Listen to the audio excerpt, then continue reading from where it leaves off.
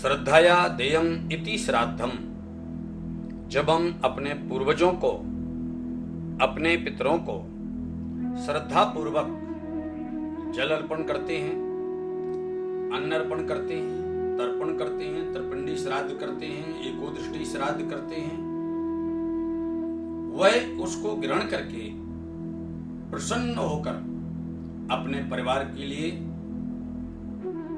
आशीर्वाद के साथ में मानव पुष्प वर्षण करके उनके गोत्र की वृद्धि के लिए, धन धान की वृद्धि के लिए, सुख शांति और समृद्धि के लिए आशीर्वाद प्रदान करते हैं। आपने प्रश्न किया है श्राद्ध क्यों करना चाहिए।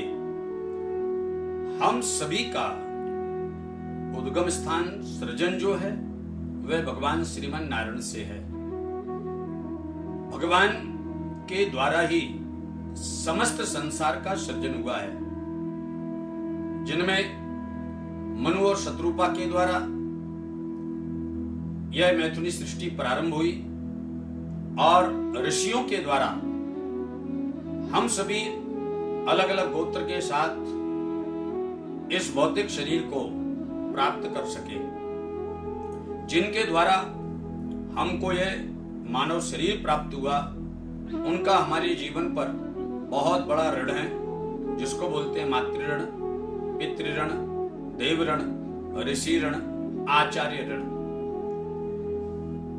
जीवन जब तक इस शरीर में है तब तक उनकी सेवा करना प्रत्येक पुत्र का परम कर्तव्य है, लेकिन जब वह भौतिक शरीर को परित्याग करके गोलोक धाम की प्राप्ति, गौरज की प्राप्ति अथवा भगवत धाम की प्राप्ति कर लेते हैं, उसके बाद उनकी तृप्ति हेतु प्रत्येक पुत्र का परम कर्तव्य है अपने पितरों की तृप्ति के लिए तर्पण करें।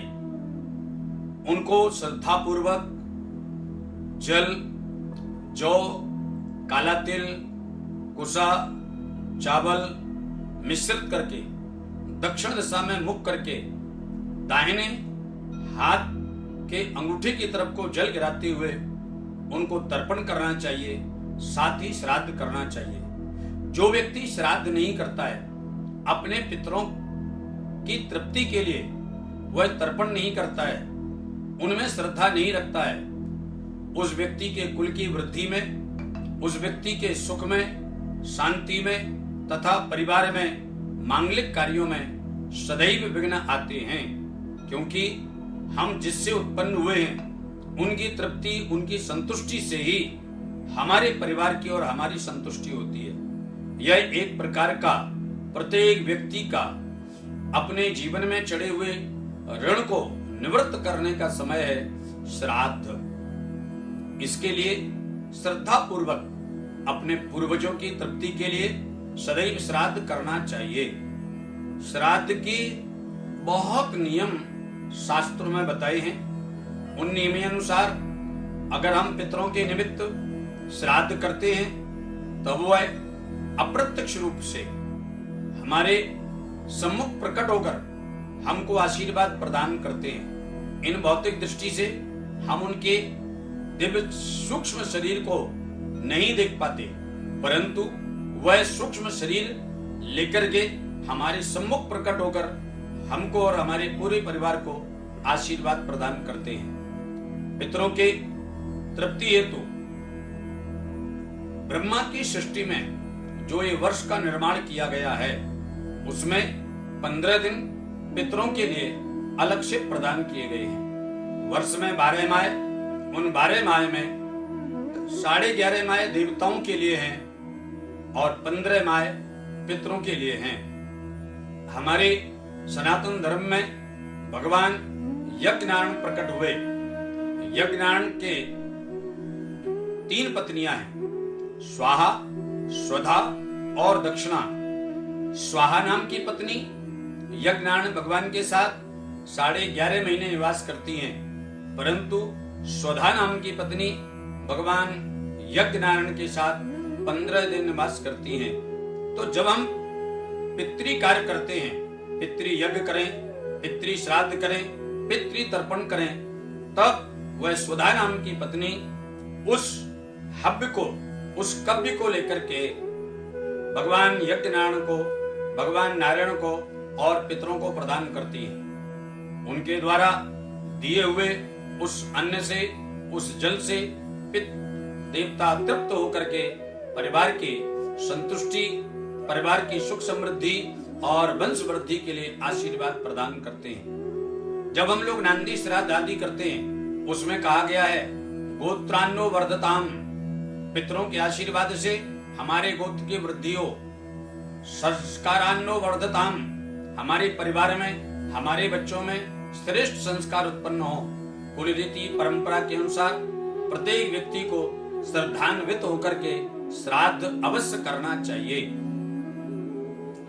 श्राद्ध में नियम बहुत श्रेष्ठ बताए गए हैं। श्राद्ध पक्ष में ब्रह्मचर्य का पालन करना, क्षौर क्रिया आदि से वर्जित रहना, शुद्ध अन्न का सेवन करना, भगवान नारायण की उपासना के साथ गायत्री का जाप करना, शालिग्राम भगवान के ऊपर तुलसी का अर्चन करने का बहुत बड़ा महत्व है। पितरों के कार्य में कुशा और तुलसी दोनों का बड़ा महत्व बताया गया है। जब हम जल में कुशा लेते हैं और प्रसाद में तुलसी अर्पित करते हैं तो पितृ देवता अतिशय प्रसन्न होकर आपके जल को और आपके प्रसाद को आनंद पूर्वक ग्रहण करते हैं। पितरों का जो शरीर है वो सूक्ष्म शरीर है। हमारे 3 प्रकार के शरीर होते हैं, स्थूल शरीर, सूक्ष्म शरीर और एक होता है भोग शरीर, जो कि इस शरीर को छोड़ने के बाद जो देवलोक अथवा यमलोक की ओर आगे बढ़ता है, वह शरीर, वह अप्रत्यक्ष रूप में जो सूक्ष्म शरीर लेकर के सदैव पितृ देवता हमको आशीर्वाद प्रदान करते हैं, वह आपके कब्ब को, जो पितरों को दिया गया अन्न है उसको कब्ब कहा जाता है और देवताओं को दिया हुआ अन्न है उसको हब्ब कहा जाता है। तो आपके कब्ब को आनंद पूर्वक ग्रहण करते हैं। अब श्राद्ध के भाग अलग अलग होते हैं। एक गाय के लिए, श्वान के लिए, काकबली कौवे के लिए, ब्राह्मण के लिए, अभ्यागत के लिए और अतिथि के लिए।